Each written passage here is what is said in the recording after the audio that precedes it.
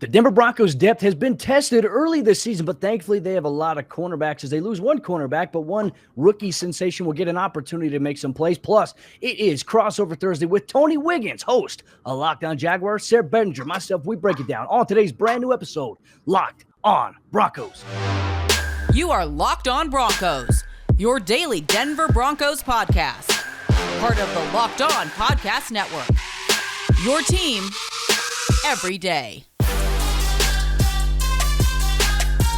What's up, Broncos country? Welcome back into a brand new episode of Locked On Broncos, your daily Denver Broncos podcast here on the Locked On NFL Network, your team every day. Locked On Broncos is free and available everywhere you get your podcast, not to mention here on YouTube in video format. You can watch us on your phone, your computer, your TV, your tablet, wherever you're at. Locked On Broncos, we have you covered every single day with all the Denver Broncos news, content, and coverage that you need. From the South Stands to the end zone, I'm your host, as always, Cody Roark, joined alongside by co-host Sayre Bedinger. Both of us, we cover the Denver Broncos for the Locked On NFL Network and 9 News. Sayre, my friend, great to see you as always. Looking forward to getting into our crossover episode here with Tony a little bit later to talk about the matchup here on Sunday where the Broncos take on the Jacksonville Jaguars. But more importantly, the Broncos' depth has been tested so far early on this season. Definitely has, Cody. We can't just have nice things around here, can we? But thankfully, last year kind of trained us. We're really used to kind of dealing with this sort of thing. So I think on the one side, it can be, a blessing in disguise for the Denver Broncos, get your depth a little bit tested early on with these guys coming back. Of course, no season-ending injuries, which at this point, that's it may seem like a grain of salt, but I think that's a really good thing. Obviously, as we learned on Tuesday, the Broncos placed Ronald Darby on injured reserve. He's going to be out for at least 3 weeks with a hamstring injury, something he sustained on that last series against the Giants, really in garbage crunch time. So it's like, when you look back at it, it's kind of frustrating that you lose a starter who, in my opinion, I went back and I watched Ronald Darby. A lot of his coverage was tightly contested. I can't get mad at some of the catches he gave up to Kenny Golladay because he was there. He had his hand on one, too, almost dislodged it. But the Broncos losing one of their key free agent acquisitions this offseason, who just signed a 3-year deal with Denver, at least for 3 weeks. But guess what, Sayre? Let's angle it from the standpoint. Now the Broncos and Broncos country, they're going to see so much more of Patrick Surtain, who only played several snaps in the Giants game due to Vic Fangio's rotation. He wants him more on the outside. Well, guess what?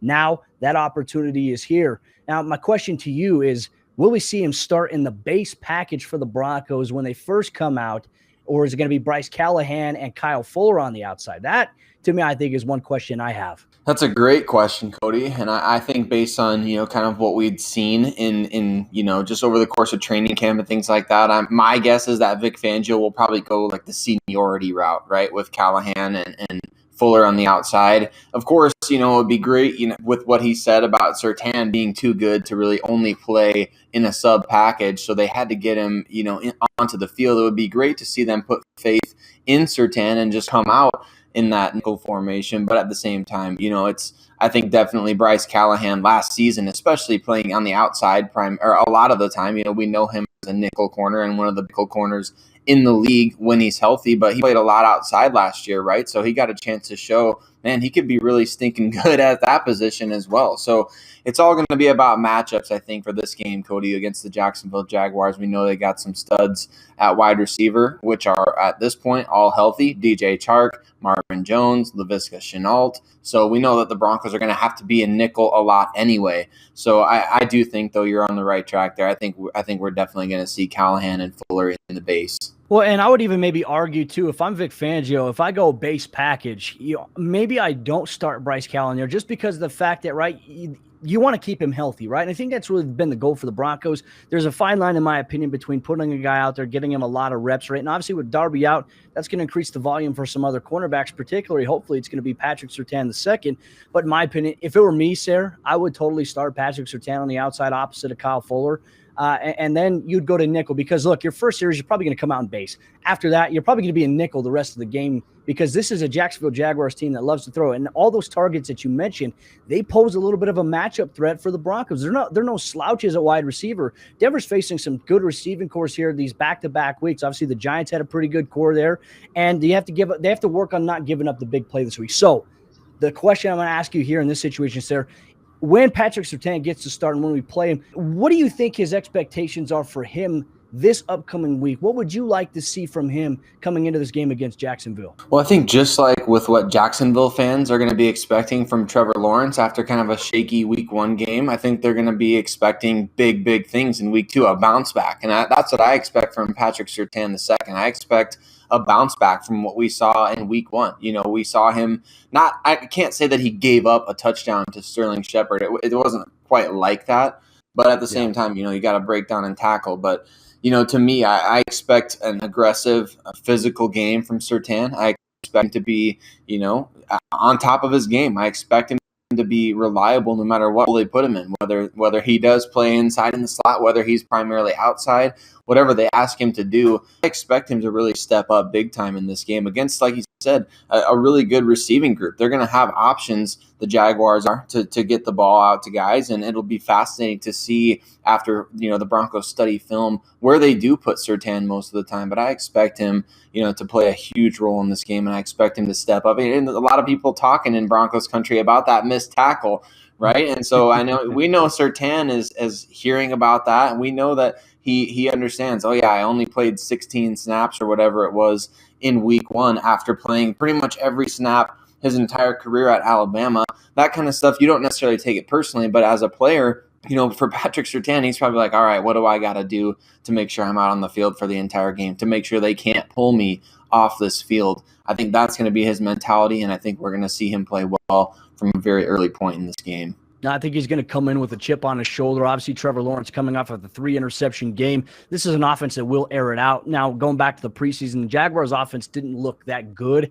They didn't look good in week 1. Obviously, we'll talk a little bit more. Tony Wiggins coming up here in just a moment for our Locked On Broncos, Locked On Jaguars crossover episode. But, ladies and gentlemen, before we do that, let me tell you about the sponsor of today's episode of the show. That's our good friends over there, rockauto.com. If you need anything for your vehicle, rockauto.com. They have everything. They've been a family-owned business that's been serving auto parts customers online for over 20 years. That is 20 years of reliable service. And not to mention, as price changes happen all across with local chain auto parts stores, the one promise that Rock Auto makes to the customer is that their prices are always low, whether you're professional or a do-it-yourselfer. That's why I rock with rockauto.com. And Sayre, I've ordered several things over the last year from rockauto.com, a brand new steering wheel cover, a sun shield to keep the UV rays out of my leather seats, and creating a sauna-like atmosphere. When I get into my car and I leave in this hot Colorado heat, it's actually cooler inside my vehicle. It's one thing I appreciate with rockauto.com, not to mention they deliver everything that I order directly to my doorstep. It's very easy and it's very convenient for me, Sayre, in my day-to-day, what I have to do. And so that's why I rock with rockauto.com. Not to mention prices are always reliably low. Not to mention their catalog is unique and remarkably easy to navigate. You can quickly see all the parts available for your car based on year, make, model. You get to choose the brand, specifications, and even the prices that you prefer. And I want you to check out rockauto.com today. See all the parts available for your car, truck. Right, Locked On Broncos in there. How did you hear about his box? So that they know that we sent you. Amazing selection, reliably low prices, all the parts your car will ever need. rockauto.com. All right, Tony, opening things up here. Sayre and I, we want to ask you a bunch of questions as it pertains to this Jacksonville Jaguars team. I'm going to let Sayre open up the gate right here. I'm going to hand it off to him. He's going to be Melvin Gordon. He's going to cut through here for a 70-yard touchdown. Sayre, take it away from my man, Tony. Well, Tony, thanks for taking time and answering the questions and for giving us your perspective. I hate to be the hot button topic guy, but I am interested by this because of my own personal opinions of Urban Meyer. So, Urban Meyer, true or false, he is a flight risk as head coach of the Jacksonville Jaguars? Absolutely not. Made it clear yesterday during the press conference that he's here for the long haul. Now, does that mean he doesn't have a little bit of buyer's remorse and regret, or does it mean that that this thing hasn't gone the way he thought it would go and there's some adjustments that he has to make? Absolutely. But by no means I think Urban Meyer is quote unquote in over his head. That phrase drives me absolutely crazy. It's used improperly a lot of times, sort of the way kicking the tires is. Kicking the tires is when you have an old player who like last year y'all kicked the tires on Jarrell Casey, right? You don't kick the tires on a guy who's really, really good who just needs to change the scenery. So Urban Meyer, he's not in over his head. Look, a guy that runs 2 big-time college programs is qualified to be an NFL head coach. The thing he has to do is he has to understand that he's not going to reinvent the wheel. And there's nothing that he's going to be. It's almost as if like you take a dude that's an illegal sort of guy who does things on the street, but he uses business principles. And you take him and you take him to Wall Street, and he'll go, well, it's the same thing. No, it's not, because you can't just get a baseball bat and knock somebody over the head when they don't do what you want them to do. So it's a different thing, and you have to be able to use some of the same principles, but also realize you're not dealing with 18-year-old kids. You're now dealing this is something in the past.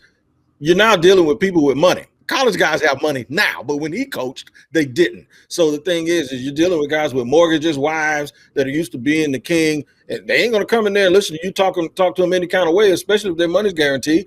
And that's not his issue. His issue right now is, I believe, is with the coaching staff and the scouts. He comes from a place, and he's a coach. He's a whistle in the mouth guy. He comes from a place in college where coaches do the recruiting and they do the evaluating. Not here. There's a lot of scouts that's never had a whistle in their mouth, and he has to listen to them, and he has to listen to the workflow and the pace of the NFL. And so far, it's been a little bit of an adjustment for him. Well, and I think that's been noticeable too, right? And I think going back to watching last week's game, obviously a 37-21 loss to the Houston Texans, I felt like we saw a little bit of that carryover from the preseason with the offense trying to get there, right? And I think it's a process, a new system. Trevor Lawrence, obviously a very talented quarterback, as you alluded to.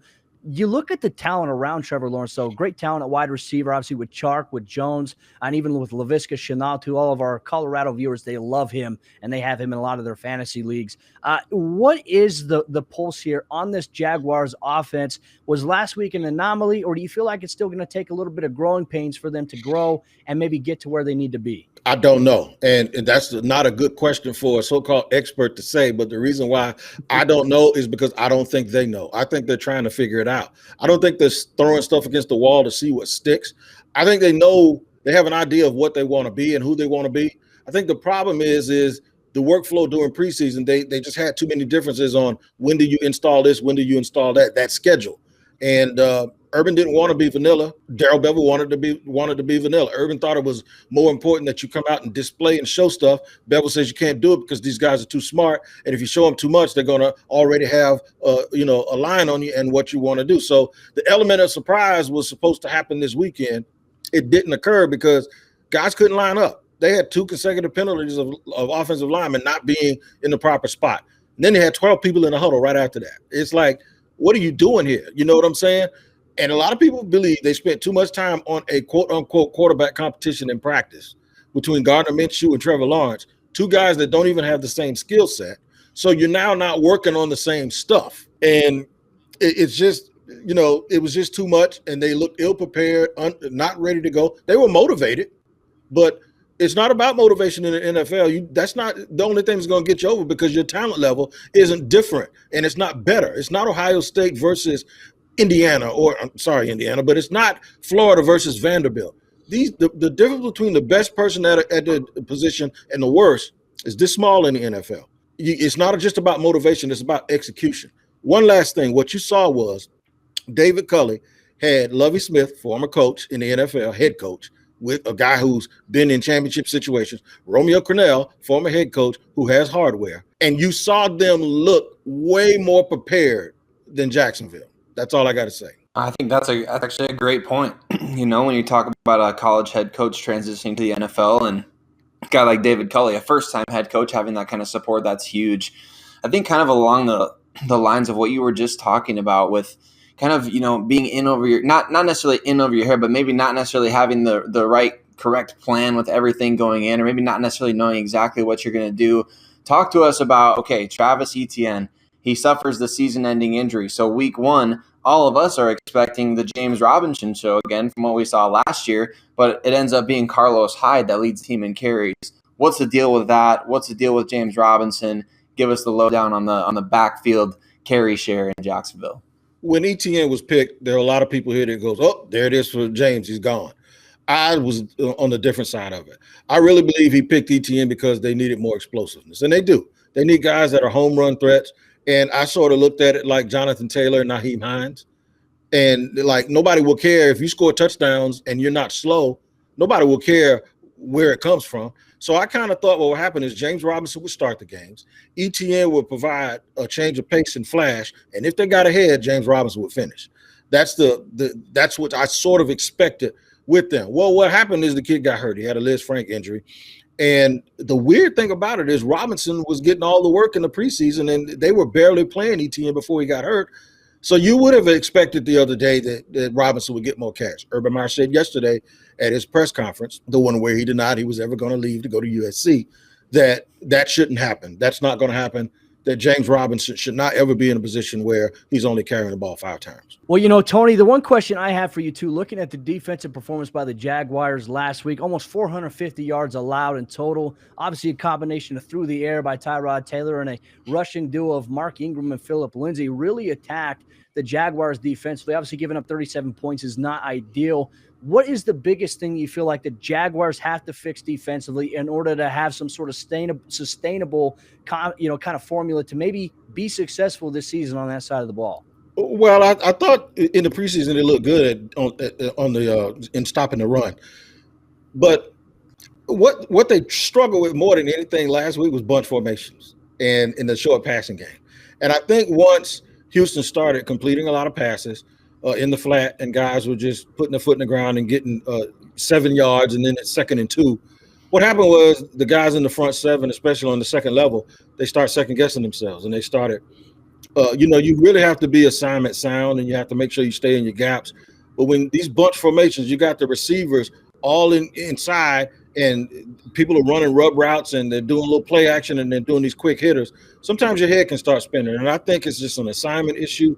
I don't think it's a talent issue, but I do think it's definitely not going to get any easier than it was supposed to be last week against Houston because most of the teams on their schedule look like they're better than Houston personnel-wise. So while they're adjusting, it doesn't quit. I made the analogy yesterday. It's like a guy fighting Floyd Mayweather, and then as soon as you think you got to figure it out, boom, he punches you in the face and says, "Don't think." Ain't no time to think. And this week is another game. Right now, you don't have time to think, and you don't have time to fix it. So hopefully for them, they'll find a way to overcome it. Well, I'd be remiss not to tee this one up for Sayre. Sayre and I have talked about this on Locked On Broncos, but C.J. Henderson, obviously a player that Sayre's had his eye on. Sayre, I'm going to let you ask your question about C.J.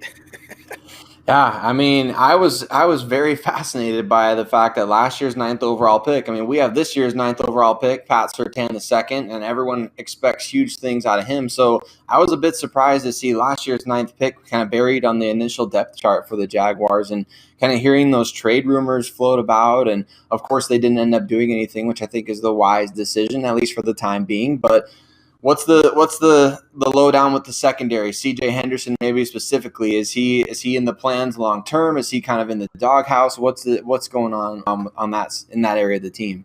No doghouse. He started last week. He is their most talented DB, and they realized it. And I believe Urban and Charlie Strong reached out to Dan Mullen and had some people come up from Gainesville to talk to him. CJ was hampered by a little bit of he had some little soft tissue stuff going on. And then when they brought him back, they put him on a bicycle in practice. It was 197 degrees outside. And somebody told me he is not the guy you do that to. And it's not because he's a malcontent. It's not because he has bad personality. He doesn't have bad character. He's introverted. And he just didn't respond to it very well. And some people thought he left. And then they went and talked to him and drove to his house. And once he came back, he was buried on the depth chart. He got into the game, and you saw, and I got into an argument on Twitter, which I do every day with somebody. I said, he's the most talented DB, and it's not close. And guys was like, well, Shaq Griffin would like a word. And CJ went out in the game and made a play that Shaq Griffin couldn't make in his dreams. So it doesn't mean he's not as reliable as Shaq Griffin because he's young and he doesn't depend on technique. You know what he depends on? The dude, when he worked out with Ocho Cinco before the draft, Ocho Cinco ran full speed. CJ ran sideways and kept up with him. You can't replace it. He just has that talent. So they found a way to tap into that, and he's actually played pretty well since he got back. So he's going to start. They ain't getting rid of him. No, we love to see that because CJ's got a lot of talent. I'm a DB guy, Tony, and I love watching DBs play. CJ's one of my favorite young guys to watch, and can't wait to see a little bit more tape, especially this Sunday against the Denver Broncos. But Broncos fans, Jaguars fans, coming up here in just a moment, we're going to get into a conversation. Tony's going to ask Sayre and I a bunch of questions about the Denver Broncos before we head out of here. But before we do that, let me tell you about the other sponsor of today's episode show. It's our good friends over there, betonline.ag. And as you know, as we head into week 2, football is back. It's better than ever, and you can get all the action for all your pro pro and college football action at betonline.ag with a new updated site and interface, even more odds, props, and contests. You can go to betonline.ag, and they continue to be the number one source for everything football related. And not to mention, from football, basketball, boxing, right to your favorite Vegas casino games, you don't want to take advantage and miss out on all the opportunities, the amazing offers that they have here in the 2021 season. BetOnline is the fastest and easiest way to bet on all of your favorite sports. You can use promo code LOCKEDON to get that sign-up bonus today. BetOnline, your online sportsbook experts. All right, Tony, my man, as we go through Crossover Thursday here all across the Locked On NFL Network, as mentioned, we always love talking with you. I get to chat with you in the water coolers. It's always fun, and not to mention on the Sunday shows, my friend. But we got a lot of great insight from you as it pertains to the Jaguars in the previous segment. Now, the floor is all yours as it pertains to the Denver Broncos. So here's this little thing, this little caveat I want to bring out, right? We talked about Bridgewater. We talked about maybe now there's a little more hope than you think. When teams have to travel to Colorado, even in the NBA, I remember back in the day with the Denver Nuggets when they couldn't win no games, but they scored 150 points a game. Folks, NBA guys would be like, I ain't got time to be dealing with that. And nobody wants to go up there in the altitude. So that's always the issue. There's an issue here in North Florida in September. It's called the sun. And he has his own brain, and he has his own it's like the heat here and the sun here knows when you're not from here. It's like, there he is right there. What are you got? How are you players going to deal with? It's a 1:00 game. How are you going to deal with the heat of Jacksonville, Florida, coming from Colorado? That's a great question. You know, I think it does help that Teddy Bridgewater, Florida native, obviously he kind of grew up in that, right? So he maybe understands that better than anyone on the team. So it's definitely going to be a help to have him. But you're absolutely right. The Broncos historically have struggled badly traveling east in that noon, I guess it's noon for me, but 1 p.m. time slot over the course of the last, I don't know how many decades, Cody. I mean, we just struggle moving into that time zone no matter who they're playing against. If it's a Florida team in the heat, you know, we've seen them go up against Tampa Bay, Miami, all those teams, or if they're playing in New York, if they're playing Carolina, everybody always worries about the Denver Broncos playing in that 1 p.m. Eastern time slot. And for whatever reason, they do historically struggle with that. And if that is the players that are kind of just acclimating to the elevation in Denver and the thin air going to the, like you said, I mean, Mr. Sun, he's got his own plans for affecting the game. So I think it does help, though, to have Teddy Bridgewater, a guy who grew up in that kind of heat, kind of weather, to have him leading your offense. Well, Tony, the Broncos are doing something different this week, too. Normally they travel on away games. They travel on Saturday. They're traveling Friday evening. They're getting in, so maybe they might spend a little bit of time in the heat on Saturday, do a walkthrough just so they could get acclimated. I imagine that might play a little bit of a factor. It might, and that's why I think the Jaguars should really focus more on the run this week and try to get those guys. Those are body punches. So with that being said, we know about Von Miller. We know about Bradley Chubb. Even though I want to ask you about Von, is he still Von Miller?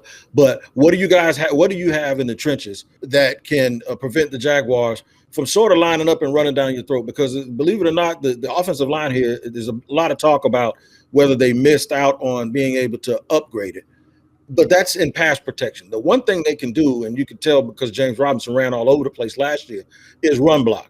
So with that being said, they're big and they're physical. What do you guys have up front that could deter Jacksonville from wanting to do that all day long in this heat? Well, you know, you mentioned guys like Von Miller, Bradley Chubb on the outside, right? Those guys do a really good job of condensing the edge, not getting caught inside to allow stuff to get to the outside. But, you know, on the interior too, Draymond Jones has been a player that has emerged, and obviously Urban Meyer is going to look back and say, hey, I know that guy. You know, I coached that guy, and he's been a force on that defensive interior. He's finally starting this year, and so far what we've seen from him and Von Miller on the same side together, it's been great. Now, I think the question is, after one game, we're looking at Mike Purcell, Shelby Harris on the other side. Shelby Harris, one of the best interior defensive linemen that the Broncos have, and also one of the best guys in the NFL. We didn't see too much from him last week, so I don't know if that's a product of not having Bradley Chubb, who didn't play last week with an ankle injury. But you have a stout defensive line. If Mike Purcell, who's dealt with, coming off of Liz Frank, is 100%, he really clogs the interior. He plays that true nose tackle technique there in a 0 or a 1,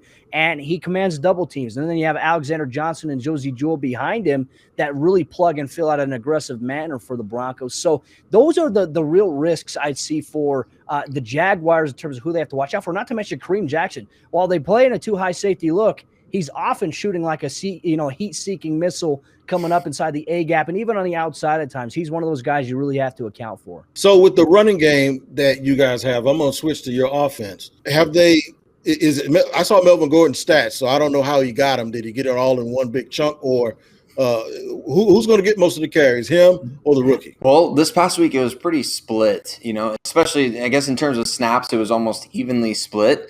Melvin did get a big chunk of his yardage on one play, a 70-yard touchdown that really just iced the game. So when you look back at the course of this game, it was a lot of just opportunistic runs, I would say, from both guys. Things didn't really open up quite the way we thought they would. And I think the New York Giants did a really good job of kind of keying in and making sure, hey, if the Denver Broncos are going to beat us, we want Teddy Bridgewater to do it. We don't want Melvin Gordon and Javonte Williams to do it. And, of course, Teddy Bridgewater did do that. But at the same time, the running game was more – it wasn't necessarily consistent in terms of, hey, here's a 10-yard chunk play. Here's an 8-yard chunk play. It was really a lot of Javonte Williams and Melvin Gordon taking what could have been 0 or 1 yard gains and making those into 3, 4, 5 yard gains and really chipping away and opening things up for the passing game in that way. So I think there were definitely higher expectations for both those guys coming into week one, considering they're both healthy, considering you paid a bunch of money for Melvin. You draft Javonte in the high second round.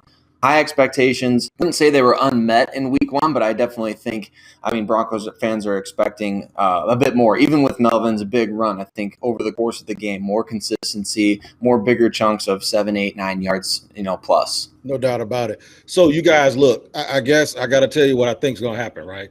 I think the Jaguars are going to actually play well. I think the heat will be a factor, but because of what I saw last week, I don't think they're going to be able to pull it out. I don't think with this staff, and it's more coaching right now than it is, and it's not ability to coach. It's just where they are trying to blend. They're trying to blend some of Urban's principles in with Bevel's principles. And I mentioned on my podcast yesterday, I like fried chicken and I like lasagna. Sometimes you just can't put them on the same plate. So, and I think what they're running into is they're trying to really find an identity and figure this out. I don't think they're going to beat a team that's had the staff in place with Fangio for a couple of years.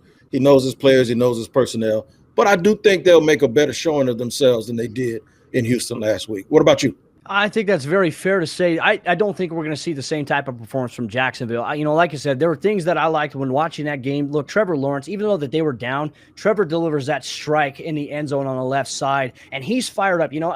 You're down in that game, but he's fired up. He wants to get these guys going. I think that we're going to see that. I think what Trevor has to offer for Jacksonville, I think is actually going to pay off in dividends. It may not be immediately, but I think once we start seeing down the stretch of the season, people are going to start looking like, okay, hey, you know what? This team will rally behind this cat. And they may already be doing so right now behind closed doors, but I think this will be a fun and competitive game. I really want to see if the Broncos can become road warriors. And as you mentioned, Tony, that heat is going to be an obstacle because not to mention, look, if you have a stadium that has a swimming pool in the stands, I think that tells you all you need to know. 2 of them. Okay. They got 2 of them in the stands. You know what?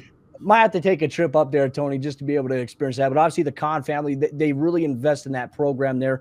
I think we're going to see things kind of accumulate a little bit. I think we'll see a better showing from Jacksonville. But I would like to see the Broncos clean up some of the things on the offensive side of the ball. A couple of chances where they turn the football over in terms of fumbles. I think ball security is going to be a big thing. I think it's going to be a fun physical matchup, Tony. And like I said, thank you so much for taking time to break it down with both Sayre and myself. I know Broncos fans learned a lot about the Jaguars from you, and I know we learned a lot about the Jaguars from you as well. And hopefully, Jaguars fans learned a lot about the Broncos from both Sayre and myself. But this is a crossover Thursday episode here all across the Locked On Podcast Network. Tony Higgins, host of Locked On Jaguars. I'm Cody Roark, host of Locked On Broncos.